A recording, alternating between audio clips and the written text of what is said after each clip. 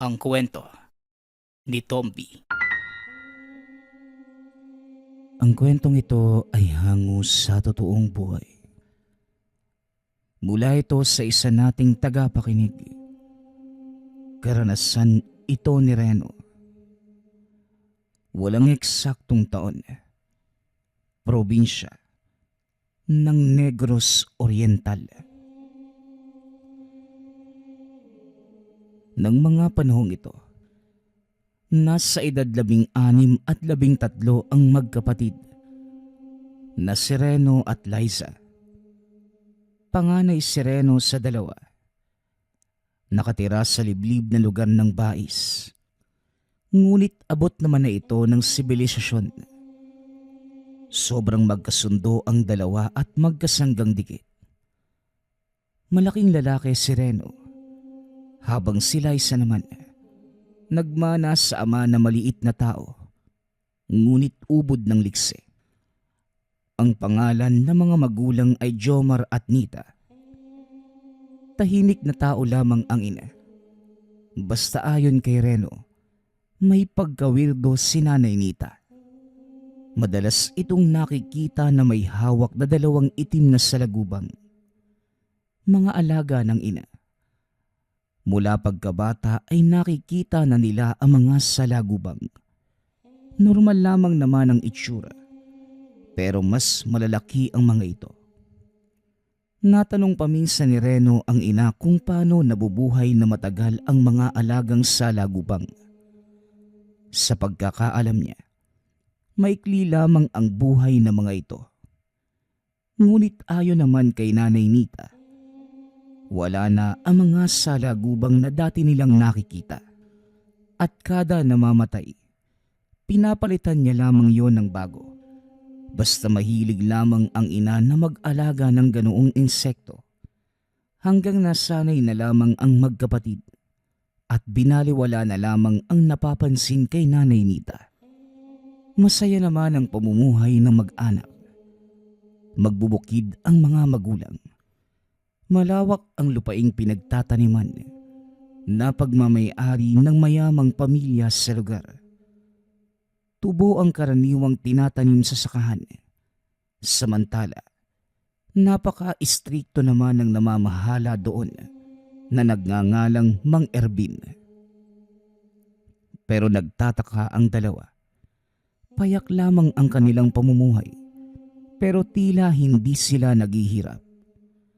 Kakarampot ang sweldo, pero nakakayang mairaos ang pamilya. Sa katunayan, sabay pang nakakapag-aral ang dalawa noon, kumpara sa kaparehang saop o trabahante sa lupain. Ang mga anak na mga ito ay hindi nakakapag-aral.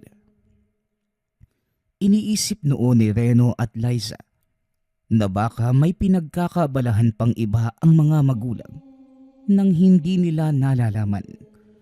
Ngunit nakikita naman nila kung gaano kasipag ang ama't ina.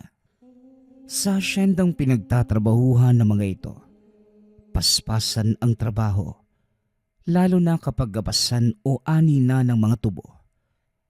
Talagang masasabing patayan sa katawan. Maulan man o sa gitna ng tirik na araw, wala man lamang pahinga. Bagaman noon, hindi naman nagrereklamo si Tatay Jomar at Nanay Nita. Habang si Reno at Liza naman, minsan tumutulong na rin sa mga gawain, lalo na kapag wala naman silang pasok. Para kahit papano, mabilis itong matapos at hindi masyadong mabigatan ang mga magulang. Naiinis si Liza sa katiwala ng lupain dahil bukod sa pagiging kurakot, napakahigpit pa nito. Matalim kung magsalita na akala mo siya ang may-ari ng taniman at lupain. Pero matagal na itong katiwala. Ito din ang dahilan kung bakit may trabaho ang mga magulang. Pakyaw-pakyaw ang tawag nila kay Mang Ervin dahil sa pagiging sakim nito. Papaano ba naman? Minsan itong nakita ni Liza na kinukupitan ang sahod na sanay sa mga tao. Mabait ang amo nila, Ang problema ay yung mismong namamahala. Ikinukumpara ito ng magkapatid sa kinauukulan at gobyerno. May nagpapatupad ng batas, may nagpopondo sa bawat proyekto. Pero pagdating sa ibaba, hindi na buo ang nakukuha ng mga tao. Nang makita naman yon ni Liza, kagad niyang sinumbong si Mang Ervin sa mga magulang. Hay nako, hayaan mo na lang. Ang importante, meron tayong trabaho. Wika ni Nanay Nita. Nay, anong hayaan? Aminado naman akong nagkakaroon tayo. Pero papaano na yung iba? Si Kuya Reno, alam din yun eh. Siya nga yung nagtutulak sa akin na sabihin ko sa'yo. Kuya, ikaw ngang kumausap sa kanila? Tugon ni Liza. Nang mga sandaling yun, kakauwi lamang ng mga magulang galing trabaho. Kaunting description lamang sa lugar. Ang bahay ng pamilya ay nasa mataas na antas ng lupa. Padahilig na kung saan natatanaw nila ang kalsada sa ibaba at ilang mga kabahayan doon. Isang palapag, ngunit nakaangat ang sahig sa lupa. Tipikal na tirahan na makikita natin sa mga karaniwang residenteng magbubukid. Kung ano ang kwarto, ito din ang hapagkainan. Doon na lahat ang aktibidad sa tahanan. 4 na sulok lamang ito at wala silang maayos na palikuran. Nay, hindi naman sa nakikialam ako. Pero mali po kasing gawain yung pangungupit eh. Mabubuting tao yung amo natin ay. Tay, baka naman magagawa nila ng paraan. Wika ni Reno. Dito na nagsalita si Tatay Jomar. Sinabi nitong siya na ang pupunta sa tahanan ng amo. Isusumbong ang lahat ng maling ginagawa ng katiwalang si Mang Ervin. Doon na natapos ang usapan ng mag-anak. Hindi na nagsalita pa si Liza. Ngunit inaamin niyang kinakabahan siya ng mga sandaling yun. Hindi alam ng dalaga ang magiging resulta at maaaring magkagulo. Pero para sa kanya, mas mabuti na din yon nang maituwid ang maling pag-uugali ng katiwaldas. Kinabukasan, kagad namang pumunta ang ama sa amo. Ngunit ayon dito, hindi nila ito pwedeng tanggalin hanggat walang matibay na ebidensya. Tumango lamang si Tatay Jomar. Naroon din ang magkapatid. Gustong-gusto nang magsalita ni Liza ng mga sandaling yun. Ngunit pilit siyang pinipigilan ni Reno. Sa puntong ito, naroon din nga si Mang Ervin. Nakamasid lamang ito sa likod ng tahanan at nadinig ang sumbong ni Tatay Jomar. Kinagabihan, sa hindi inaasahang pagkakataon, pumunta si Mang Ervin sa tahanan at kagad kinumpronta ang pamilya. Galit na galit ito at sinabing walang katotohanan ang mga sinasabi nila. Nadinig ko ang sumbong ninyo. Bakit? May patunay ba kayo? Baka hinayupak. Kayo na nga itong tinutulungan. Dinudungisan niyo pa ang pangalan ko. Wika ni Mang Ervin. May nakasuksok itong baril sa tagiliran. Pasimpleng itinaas ang damit na tila talagang pinapakita bilang pagbabanta sa kanila. Walang nakapagsalita sa pamilya hanggang sa muli itong nagsalita. Alam ko na maaari akong maalis sa trabaho. Pero magpasalamat kayo na meron pa akong nararamdamang awa, kundi inubos ko na ang pamilya ninyo. Muling wika ni Mang Ervin. Sa puntong ito, hindi na nakapagtimpi pa si Liza. Ano po? Teka lang po ha. mawalang galang na. Pero kung patunay ang gusto ninyo, sapat na po ang mga mata namin. Nakita ko kayo mismo. Binawasan niyo yung sobre na may lamang sahod namin. Ngayon tatanungin ko po kayo, ano po yung sinasabi niyong awa? Ang kapal naman ng pagmumukha ninyo. Wika ni Liza. Hoy, anak, huwag ka nang magsalita pa. Teka, wag na sabi. Ano ba? Magkakaalis ka na, Erben. Pag-awat ni Tatay Jomar, umiinit na din ang ulo ni Reno. Bigla nitong sinunggaban si Mang Ervin at dahil malaking lalaki, kaagad naman itong napatumba ang matanda. Pagkabalikwas naman ni Ervin, kaagad nitong binunot ang baril. Dali-dali namang humarang si Tatay Jomar. Sandali, wag mong gawin yan, Erben. Maawa ka sa amin. Pagpasensyahan mo na itong mga anak ko. Ikaw, Reno, bakit ka naman nananakit? Umalis ka na, Erben. Pakiusap. Asahan mong hindi na kami babalik pa ng hasyenda. Wika ni Tatay Jomar. Ngunit hindi na ito nakapagtimpe dahil tila napahiya nang mapabagsak siya ni Reno. Pinaputok niya ang baril. Pinatamaan ang paa ni Tatay Jomar. Napuruhan ang ama at nahulog sa lupa. Ganoon na lamang ang pamimilipit nito sa sakit.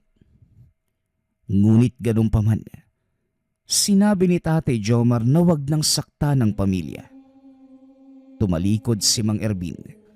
Naglakad ito palayo. Panay sipat pa habang nakasimangot ang muka. Habang si Nanay Nita naman, naroon lamang sa loob ng bahay, nakasilip sa bintana. Nanlilisik ang mga mata habang sinusundan ng titig si Mang Ervin. Nagulat ang magkapatid. Paano ba naman? Bigla na lang nagsalita si Tatay Jomar. Mahal, wag na. Wag mo nang intindihin yon. Hayaan mo na lang. Sa paa lang naman tumama yung bala eh. Ayos lang ako. Malayo naman ito sa bituka. Nagkatitigan si Liza at Reno. Kita sa mga muka ang pagtataka. Inalalayan nila ang ama papasok ng tahanan. Mabuti at daplis lamang ang sugat. Hindi talaga isinentro sa gitna ng paa at hindi pumasok sa loob ang bala. Inasikaso ito ng magkapatid. Habang si Nanay Nita naman, naroon pa rin at nakadungaw sa bintana. Binabagabag si Reno at Liza. Ayon sa magkapatid, hindi man lamang nag-aalala ang ina. Sa halip, galit lamang ito habang nakatayo sa bintana. Hanggang sa tumayo na ang ina. Lumapit kay Tatay Jomar. May sinabi ito ngunit hindi naunawaan ng dalawa. Pero matapos magsalita. Sandali mahal, wag naman. Hayaan mo na lang yon. Wag mo nang gawin yung nasa isipan mo. Pakiusap ni Tatay Jomar. Ngunit nakabusangot pa din ang mukha ni Nanay Nita at isa-isa silang tinitigan. Ipagpalagay na lang natin na mababang uri lamang tayo ng tao. Pero may karapatan din tayo. Kung ito lamang din ang mangyayari sa atin at sa iba, abay hindi na ako papayag. Tama lang yung pag-alis natin at hindi na bumalik pa. Pero ang sakta ng isa sa atin, lalo na ikaw, Jomar, magbabayad siya. Ipapatikin ko sa kanya ang sakit na mas malupit pa sa tinamaan ng bala. Tugon ni Nanay Nita. Matapos magbitaw ng salita ng nanay, kinuha nito ang garapon na may lamang salagubang at lumabas ng tahanan. Sinundan lamang nila ng tingin ng ina. Pumasok ito sa masukal na gubat Nagtanong si Reno kung anong gagawin ni Nanay Nita. Tumugon naman si Tatay Jomar na wala naman. Huwag na lamang nilang isipin ang sinabi ng ina. Basta kung ano mang nangyari o maaaring mangyari, sa kanila na lamang kung ano man ang nakita ng gabing yun. Tay, may hindi po ba kami alam patungkol kay nanay? Hindi na kami siguro mga bata para maging manhid. Tatay, pwede ba naming malaman yun? Tanong ni Liza. Hindi kagad nakapagsalita ang ama. Marahan itong tumayo at paika-ikang pumunta sa bintana. Tinatanaw nito ang lugar kung saan pumunta si Nanay Nita. Hanggang sa tinitigan sila ng ama. Nakita sa mukha nito ang labis na pag-aalala. Nagmumuni-muni. Nagdadalawang isip kung sasabihin sa kanila ang totoo. Ang nanay nyo, isa siyang mambabarang noon. Matagal na panahon na. Hindi pa kami magkakilala, meron na siyang lihim na karunungan. Sa katunayan, isa ko sa naging biktima niya. At yung mga salagubang na alaga niya, yon mismo ang ginamit niya sa akin. Sa tulong ng albularyo, napalabas ito sa bibig ko at nagawa kong mabuhay pa. Naglaho na lamang yung mga salagubang. Nakita ko mismo kung paano yun lumusot sa papag. Pero may dapat pa kong gawin. Ang payo ng albularyo. Bagaman ang barang ay napigilan, pero panandalian lamang ito. Kailangan kong kausapin ang bumarang sa akin. Dahil kung hindi, babalik lamang sa sikmura ko ang salagubang. Pagsasalaysay ni Tatay Jomar, tila lumulutang ang isipan ng dalawa nang malaman. Nagkatitigan pa ang mga ito. Hanggang sa nagpatuloy sa pagsasalaysay si Tatay Jomar. Ang pag-uusap nilang yun, ito ang naging tulay para magkaroon sila ng koneksyon. Ang sabi naman ng ina, napag-utusan lang ito na mga panahong yun. Ayon kay Nanay Nita, sinabi ng nagpabarang na babaero si Tatay Jomar. Ang nagpabarang sa kanya, ang naging nobya na taga-Amlan, si Rosalinda. Nabuntis ito ngunit nakunan dahil sa sobrang konsumisyon kay Tatay Jomar. Nang magkausap naman silang dalawa, doon nalaman ni Nanay Nita na hindi pala talaga babaero si Tatay Jomar. Sadyang nagustuhan lamang at hindi sa ipagmamayabang. May itsura talaga ito noong kabataan. Mabait na tao at walang bahid ng kasamaan. Nagsinungaling lamang ang nagpabarang. Nabigla naman si Nanay Nita at kamuntikan pang makapatay ng walang kasalanan. Kaya ganoon na lamang ang paghingi ng tawad nito kay Tatay Jomar. Hanggang sa naglaon, naging matalik na magkaibigan ang dalawa. At syempre, humantong sa pagkakatuluyan. Dagdag pa ni Tatay Jomar, bagaman mangkukulam, may kaya si Nanay Nita sa buhay.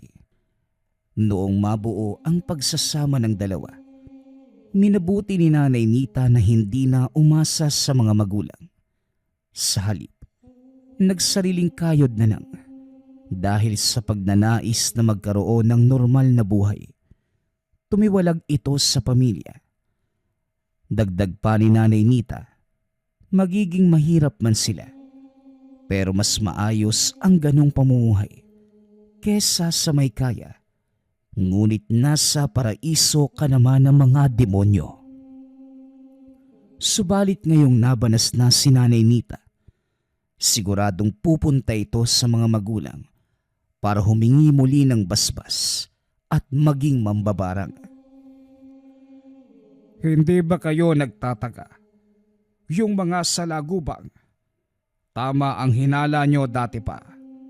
Matagal na itong nabubuhay at mas matanda pa sa inyong dalawa. Ni minsan wala kayong nadinig sa nanay niyo patungkol sa magulang niya. At kung sino ang mga kamag-anak niyo sa panig niya, hindi ba? Sa halip, ang sabi ng nanay niyo, patay na ang lolo't lolo niyo. Pero ang totoo, hindi. Buhay pa sila mga anak. Buhay na buhay. Minsan na silang nagpunta dito pero hindi lang pinakilala sa inyo. Natatandaan nyo naman siguro yung dalawang matanda na gumala at nakitulog pa dito ng isang gabi. Yun ang lola't lolo ninyo. Wika ni Tatay Jomar. Nagkatitigan ang magkapatid. Kagad namang naalala ni Reno ang mga taong yun. Meron silang sasakyan at mukhang may kaya talaga sa buhay. Hindi na nagsalita pa ang magkapatid. Inantay nilang bumalik ang ina ng gabing yon. Ngunit hindi na ito dumating. Hating gabi na ngunit wala pa rin si Nanay Nita. Habang si Tatay Jomar naman, tila nag-aalala at tulog na ng mga oras na yon. Nag-uusap ang dalawa. Ang sabi ni Reno, alam niya kung saan nakatira ang sinasabi ng ama kanina. Nasa kabilang baryo lang at pwede nilang puntahan. Ang sabi naman ni Liza, gabi na at baka kung ano pang mangyari sa kanila sa daan. At isa pa, baka umuwi na din ang ina at masalisihan pa sila. Ngunit hindi na panatag noon si Reno. Labis pa din ang pagigiit na puntahan ng ina. Para na din maging malinaw sa kanya ang lahat. Doon lamang pumayag si Liza. Nagkasundo ang dalawa. Umalis sila ng tahanan habang binabagtas ang maliit at masukal na daan. Inaasahan nilang makakasalubong si Nanay Nita.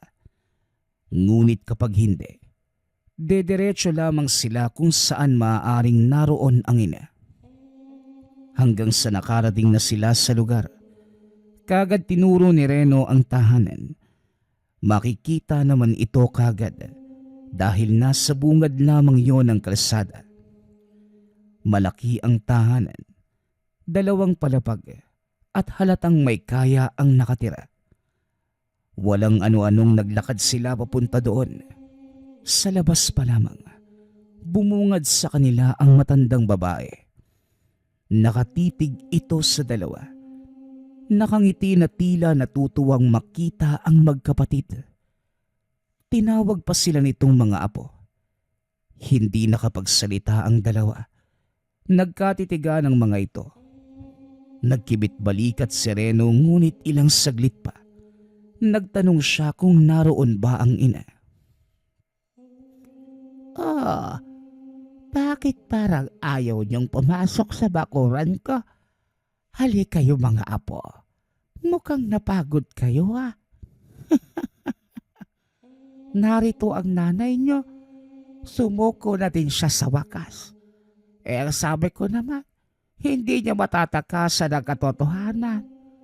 Pasensya na mga apo at pati kayo ay nadamay. Hindi naman sana magiging ganito kung hindi garboso yung nanay niyo. Ako ang inyong Lola Annalisa. Edel, bubisita na sa wakas sa mga apo natin. Wika ng nagpakilalang Lola Annalisa. Pumasok naman ang dalawa. Ngunit mahahalata sa mga mukha ang pag-aalinlangan. Tumitingin pa si Liza sa paligid. Ngunit habang nangyayari yon, may nakita naman sila na matandang lalaki. Hinala nila ito na si Lolo Edel. Kagad nitong sinabi na wag na silang mahiyang pumasok. Pinagmano pa sila ng mga ito at hinalikan sa noo. Tahimik lamang ang dalawa. Hindi din nila alam ang sasabihin ng mga oras na yon. Naguguluhan pa din ang magkapatid sa mga nangyayari. Hanggang sa muling nagsalita si Lola Annalisa. Naroon si Nanay Nita sa likod bahay. May sinasagawa doon at huwag nilang gagambalain para na din matapos nito ang ginagawang ritual. Sa puntong yon, hindi na napigilan ni Reno ang sarili. Mawalang galang na po, Lolo, Lola. Nagugulat po kami nila isa sa mga nalalaman namin eh. Bagaman natuklasan ko na isang mambabarang pala si nanay, magkakamag-anak pala tayo. Wika ni Reno. Kagaya ng sinabi ko, dahil din yan sa garboso ng nanay niyo. Tinalikuran niya ang lahi niya. Pero hindi naman kami nagalit. Sarili niya yung pagpapasya. Pero hindi ibig sabihin na mambabarang kami. Masama na kaming tao. Ganon lang siguro yung pagkakaintindi ng nanay ninyo. Di sana, nabigyan niya kayo ng magandang buhay at hindi na nagtiis sa kakarampot na kita at pagkain araw-araw. Alam mo, Apo, awang-awa ako sa inyo. Pero ano bang magagawa namin? Magpaganong pa man, may suporta pa rin kayo mula sa amin. Dahil kung wala, hindi na sana kayo nakakapag-aral. Tugon ni Lola Analisa. Nanlaki ang mga mata ng dalawa. Kagad na pagtanto na kaya pala hindi sila hirap sa buhay. Mukha lamang mahirap ang tahanan. Ngunit hindi sila naghihikahos. Naglalaro ang isipan ng dalawa. Naguguluhan sa mga nangyayari. Nasurpresa sila ng tagpong yun. Doon nakahanap ng pruweba si Reno na totoo nga lahat ng sinasabi ng ama. Subalit sa kabila ng lahat, hindi sila nakaramdam ng gaan ng loob sa dalawang matanda. Hindi dahil sa mambabarang ang mga ito, kundi naninibago sila sa presensya ng dalawang matanda. Kahit sa likod ng abiso na wag puntahan ang ina sa likod bahay, nagmatigas si Liza. Dali-dali itong naglakad papunta sa kusina na may hiwalay na pinto. May daan doon papunta sa likod bahay. Dito nakita ni Liza ang ina. May kamalig pala sa likod, ngunit napakarami namang bagay na nasa paningin niya. Nakadikit lamang ang kamalig sa mismong bahay. At sa katunayan, karugtong lamang ito ng kusina. Nakatalikod si Nanay Nita. Nakaluhod at nakaharap sa sangkaterbang itim na kandila. Pagtingin sa loob ng bahay, nakatanaw sa kanya si Reno. Habang yung dalawang matanda naman, halata dito na aligaga. Lumapit si Liza sa ina. Kumabig sa gilid. Napansing nakapikit ang mga mata ni Nanay Nita. Habang yung mga kamay nasa papag kung saan naroon ang dalawang salagubang. Ilang saglit pa, biglang nagsalita si Nanay Nita. Ngunit nakapikit pa rin ang mga mata. Anak, pasensya na sa inyo. Alam kong malaki ang kasalanan ko sa inyong dalawa. Inilihim ko ang lahat. Gusto ko lang naman mamuhay na kagaya ng ibang tao. Pero ang hindi ko kayang makita, may umaalipustas sa pamilya natin. Siguro kampon ako ng dilim, pero gagamitin ko ang abilidad ko para ilagay ang mga taong katulad ni Ervin sa impyerno. Mga hayop sila. Wika ni Nanay Nita. Matapos yun, hinampas niya ang dalawang salagubang. Napapiglag pa noon si Liza. Napakalakas ng pagkakapalo sa dalawang insekto. Umalog ang kamalig na tila may bumagsak na napakabigat na bagay. Pagkaalis ng kamay ni Nanay Lisa doon sa papag, nanlaki ang mga mata ni Liza. Paano ba naman? Bigla na lang naglaho yung dalawang salagubag. Kasabay nito, nagsimatayan lahat ng kandila. Nagdilim na lamang ang paligid at sinabi ng ina na pumasok muna si Reno sa loob. Ngunit hinawakan ni Liza ang kamay ni Nanay Nita. Dama niya ang lamig ng palad nito na tila nanunuot sa mga laman ng dalaga. Ngunit pilit pa ring hinila ni Liza ang ina. Hindi naman ito nanlaban at sumabay na lamang sa anak. Akala niya ay hihinto pa sila sa sala at kakausapin ang lolo't lola. Pero hindi. Sa halip kagad nagmungkahi si Nanay Nitang umalis na sila sa lugar. Napanganga na lamang si Reno na mga sandaling yun. Nagtatanong pa ito sa ina ngunit hindi na siya pinapansin. Hindi nagsasalita si Nanay Nita. Maging si Liza ay hindi din kumikibo. Kaya naman pinili na lamang din ni Reno na manahimik. Pagkarating sa tahanan, nag-aantay na pala sa kanila ang ama. Nakakulot ang mukha na tila galit. Ngunit nang tuluyan silang makalapit, bumuntong hininga lamang ito at hindi na nagsalita pa. Pumasok na ng tahanan si Nanay Nita. Natulog lamang ang ina na tila walang nangyari. Habang silang mag-ama naman, nasa labas at nag-uusap. Dito isiniwalat ni Liza ang mga natunghayan. Tumango lamang ang ama. Sinabi na kung anuman ang mga nakita, sa kanila na lamang ang lahat ng yun at wag nang ipagsasabi sa iba. Sigurado itong may mangyayaring hindi maganda kay Mang Ervin. Hayaan na lang muna nila si Nanay Nita.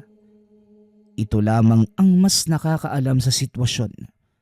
At dahil bumalik na ito sa pambabarang, malaki ang magiging pagbabago sa kanilang pamilya. Hindi na nagbigay pa ng opinyon si Reno. Ngunit ayon kay Liza, hindi sila natatakot o nag-aalala na mambabarang ang ina. Dahil alam nilang hindi ito mapaminsala sa ibang mga tao. Sa halip, pinipili lamang yung mga tiwali. Dagdag pa ni Liza, hindi na kailas sa kanya na mabuting mambabarang ang ina. Noong una palang marinig ang engkwentro nila ni Tatay Jomar, hindi din nila ito sinisisi kung bakit inilihim sa kanila ang lahat. Ayon sa magkapatid, tama lamang ang ginawa ng mga magulang para tuluyang makaiwas sa gulo. Ilang araw ang nakalipas, hindi na nagpakita si Mang Ervin sa asyenda. Lalaman nilang nagkaroon ito ng malubhang sakit. Panay suka ng dugo at nagpatingin pa sa doktor. Ngunit sa kabila noon, hindi pa rin nalunasan at hindi naglaon. Namatay din ito sa karamdaman.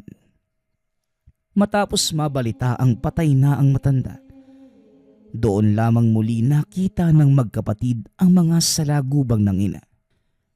Mula ng sandaling yun, malaki ang pinagbago ng kanilang pamilya. Mas naging malapit si Reno at Liza sa lolo at lola. Sa katunayan, kung anong luho noon na inaasam ng dalawa, nakakamtan na nila. Ibinibigay sa kanila ng dalawang matanda ang mga ninanais. Minsan doon pa natutulog ang magkapatid sa tahanan ng mga ito. Napansin nilang kaparehas ito ng ina. Ang wiwirdo at madalas. Nagdadasal ngunit nakapatay ang ilaw at may sinding itim na kandila. Bumalik nga si Nanay Nita sa pagiging mambabarang. Pero hindi na bumalik pa sa dating tirahan. Lahat ng mga abusadong tao nakakatikim ng barang. Alam ito ng magkapatid at sa katunayan, sila pa ang nagsasabi sa ina ng mga taong may maling ginagawa. Naaawa man, ngunit naiisip ng dalawa na hindi madadala ang tao kapag hindi napaparusahan. Hindi naman ito pinapatay ng ina, kundi pahapyaw lamang ng barang gamit ang dalawang itim nasa lagubang. Ang susunod nating kwento ay mula sa isa nating tagapakinig. Karanasan ito ni Aling Corina Walang eksaktong taon. Probinsya ng Quezon.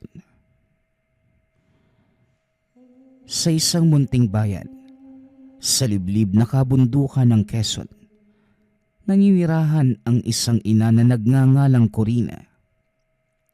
Isang simpleng babae, tindera ng isda sa umaga at labandera sa gabi. Sa kabila ng hirap, mag-isa nitong tinataguyod ang nag-iisang anak na si Angelo, 6 na taong gulang. Sanggol pa lamang ang anak nang yumao ang ama. Kaya naman lalong nagpursigi si Aling Corina upang maging ina at ama sa bata. Sa kabila ng lahat, ramdam naman ng bata ang pagmamahal ng ina. Lumaki itong masiyahin, magalang at mabait. Kaso nga lang, kahit palaging nakangiti, meron itong malubhang sakit na hindi kayang tustusan ng ina. Payat, mahina at palaging inuubo. Ngunit hindi nawawala ang ngiti sa mukha. Sapat na yun upang magsakripisyo palalo si Aling Corina para sa paggaling ni Angelo. May malubhang sakit sa baga ang bata.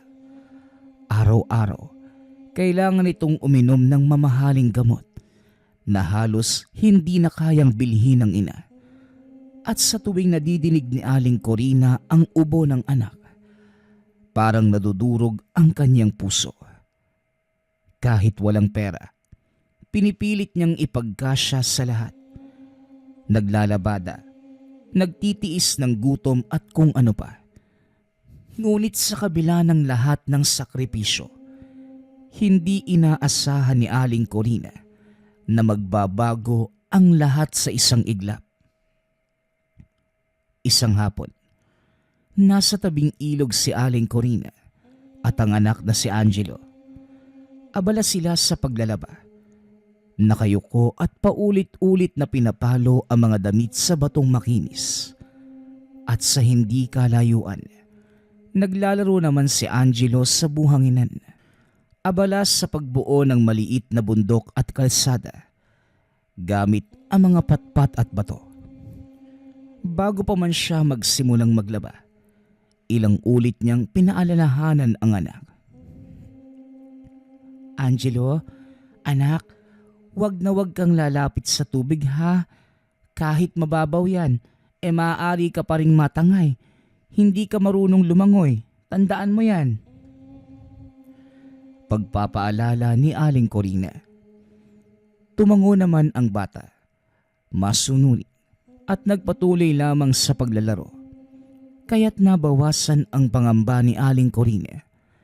Naniniwala itong ligtas ang anak at maaari siyang magpatuloy sa kanyang mga gawain.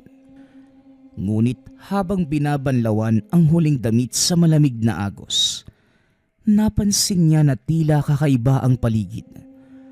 Ang dating masayang huni ng mga ibon, tila biglang naputol at ang hangin na dati ay humahaplos sa mga dahon ng kawayan ay tumigil din.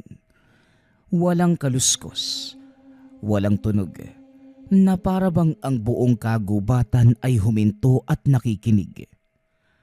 Napatingin si Aling Cora sa paligid. May malamig na kilabot na gumapang sa kanyang batok. Ibinaba niya ang hawak na labada.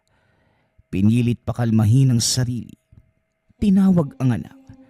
Iniisip niyang naninibago lamang siguro dahil dumilim na ang kapaligiran. Kaya kailangan na nilang umuwi. Angelo? Angelo? Anak, tara, uwi na tayo. Dumidilim na ang paligid.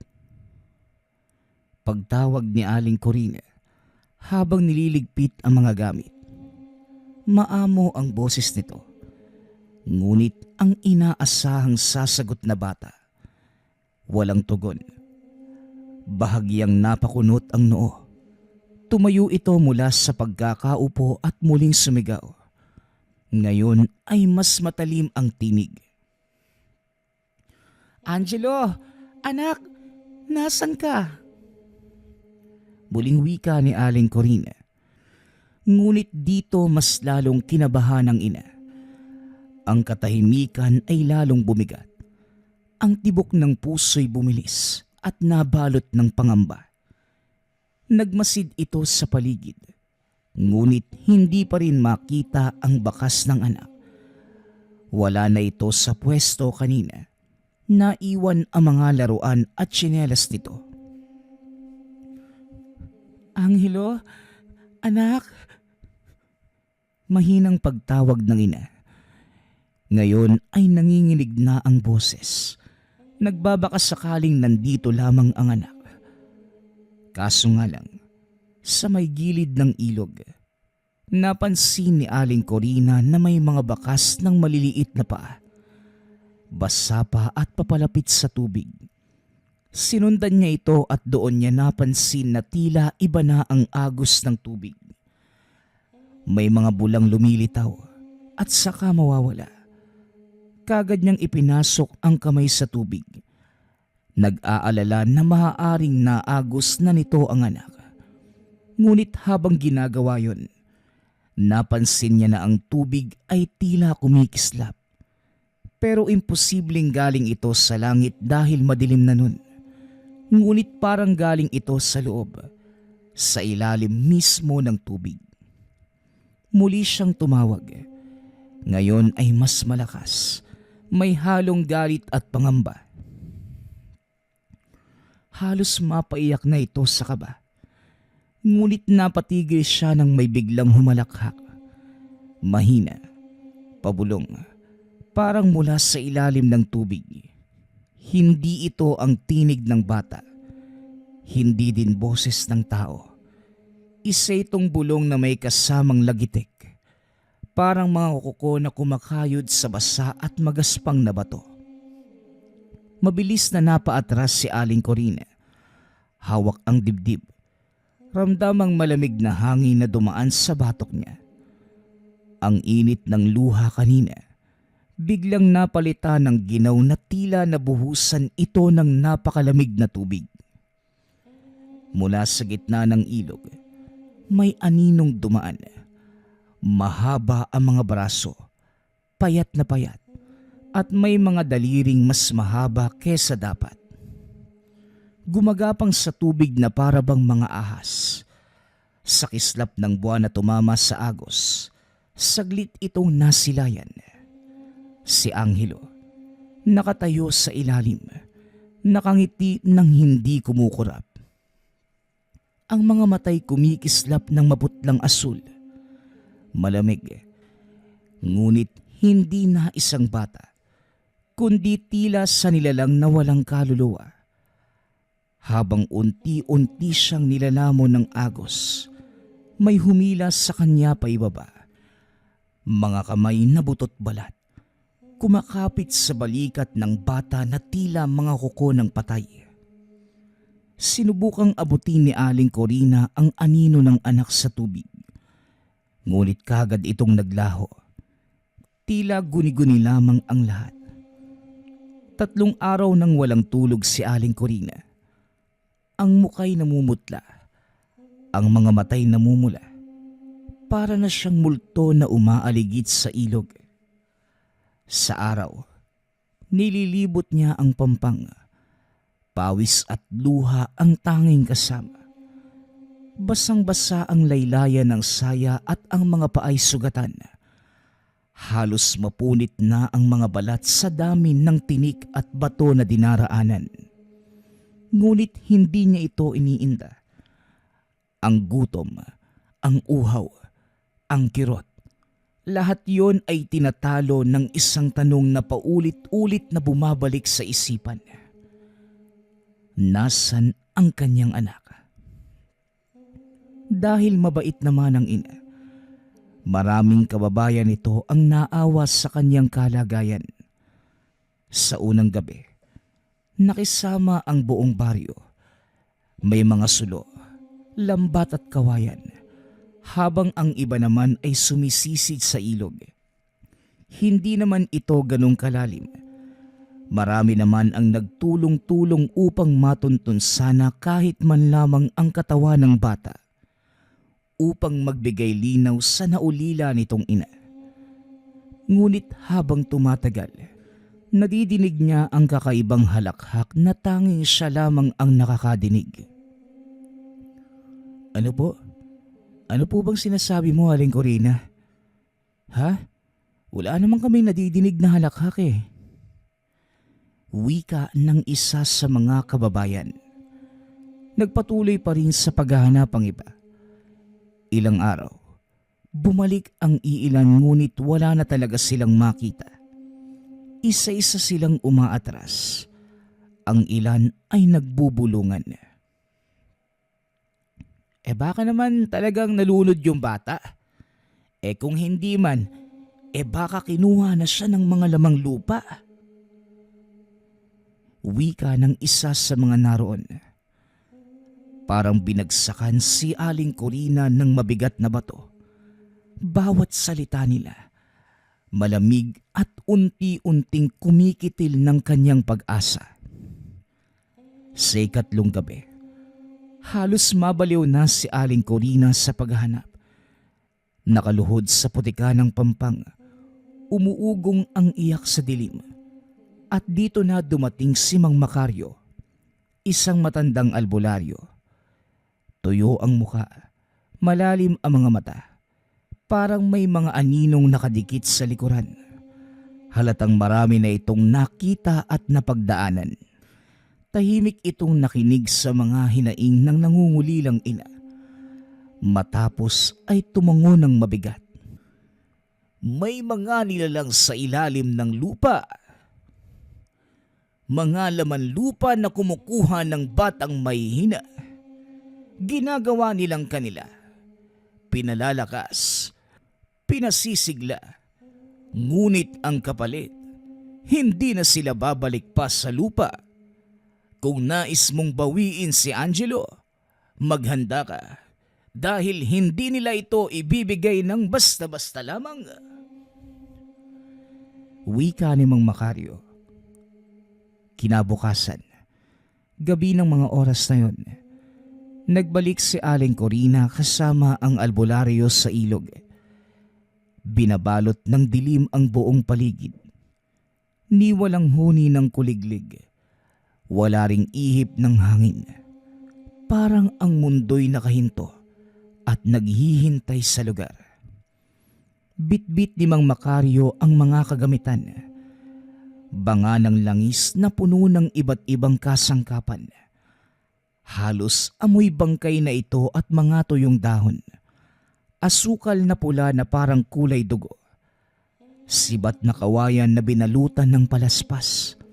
At isang balat ng balete na inuukitan ng mga sinaunang orasyon. Sa mismong gitna ng dilim, nagsimulang magdasal ang matanda. Bawat pantig ay mabigat. Binuhusan niya ng langis ang tubig at kagad itong bumula na parang may niluluto. Kumukulo ito at may sumisingaw na masangsang na amoy na para bang halo ng dugo, abo at bulok na laman. Inihagis niya ang asukal at sa isang iglap, nagsulputan ang mga anino ng nilalang. Unay iilan lang, ngunit mabilis silang dumami. Mga katawan na kulay putik, basag ang balat, mahaba ang daliri, at mga matang kulay asul na naglalagablab sa ilalim ng tubig. Ang ilan ay lumulutang, parang mga bangkay na umaahon. Ang ilan ay gumagapang sa lupa, kumakapit gamit ang mahabang kuko. Gumuguhit ng bakas na tila sinusulat ang pangalan ng mga mamamatay. Corina, huwag kang gagalaw sa kinatatayuan mo. Sigaw ni Mang Macario, sabay salag gamit ang sibat. Tumama ito sa isa at kagad nagliyab ang balat. Natunaw sa usok na amoy laman na nabubulok. Ngunit sa bawat isang naglalaho, 3 ang pumapalit. Lumapit pa ang isa kay Corina. Ang mukha nito ay parang pinagtagpi-tagping laman ng iba't ibang katawan. May buhok ng batang nakasabit, mga bibig na nakadikit sa gilid ng pisngi. Lahat sabay-sabay umuungol. Inilapit nito ang bibig na walang labi. Nagbuga ng amoy lupa, putik at nabubulok na isda. Napasigaw ang ina. Napaatras at halos matumba dahil sa takot. Mabilis namang sumalakay si Mang Macario. Isinaksak ang sibat sa bibig ng halimaw. Umalingaw-ngaw ang hiyaw nito. Parang 10 batang umiiyak ng sabay-sabay.